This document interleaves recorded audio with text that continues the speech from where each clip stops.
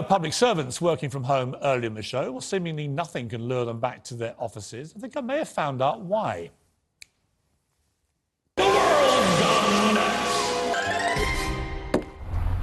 It's the barely fathomable revelation that staff from the Department for Work, yes, Work and Pensions, have been offered feel-good seminars on smut. The 45-minute course entitled The History of Sex Toys is described as a titillating time warp through ancient Greece via the Victorians up to the modern day. Well, that's just great, isn't it? That's going to sort out wage stagnation and the inflation crisis and soaring food prices. More than 2 years into a pandemic and 73% of the staff of Department of Work and Pensions are still at home. I can't imagine why, can you? The Prime Minister may have been hoping for just before the election at the weekend. Now, Scott Morrison, who calls himself the bulldozer, lived up to his name when he broke off from campaigning in Tasmania to gate crash a boys' football game at Devonport Strikers Soccer Club. This is what happened.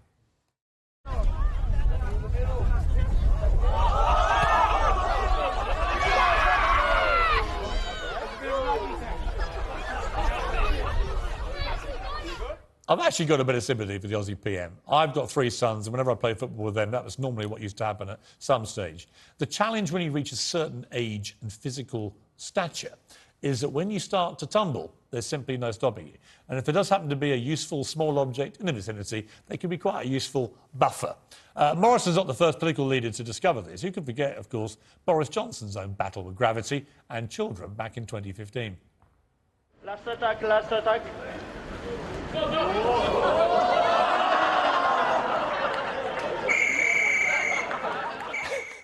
Well, Boris Johnson was merely the Mayor of London back then, so he didn't do his political career any harm, so maybe this will swing things the bulldozer's way in the Australian election.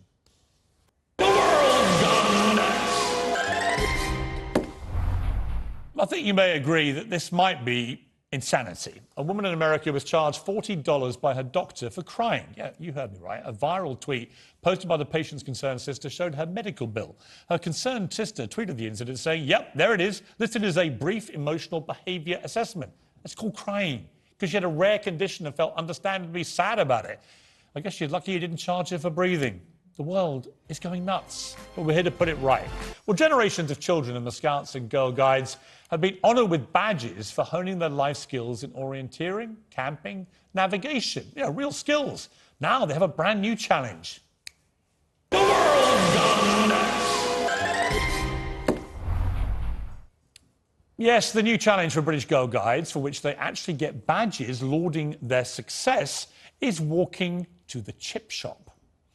The new badge features a smiling lady French fry in hiking boots happily striding to a chip shop while hungrily brandishing a fork. Kids can get another badge for eating a pizza. I'm not joking. All this as the UK is set to become the fattest country in Europe, with 37% of the nation obese by 2030. The official Girl Guiding Twitter account says it's absolutely worth teaching and celebrating, adding the recipients are being honoured for their independence, enjoying the outdoors, money management and following directions. Following directions? Really? To a chip shop? Judging by the fat record in this country, we have no problem finding chip shops. I love kilts.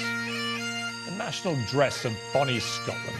A celebrated part of Scottish culture for almost 500 years.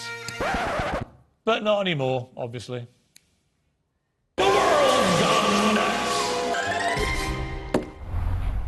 The Scottish Government has issued anti-racism guidance to schools, warning teachers they should be avoiding showing Scots in kilts.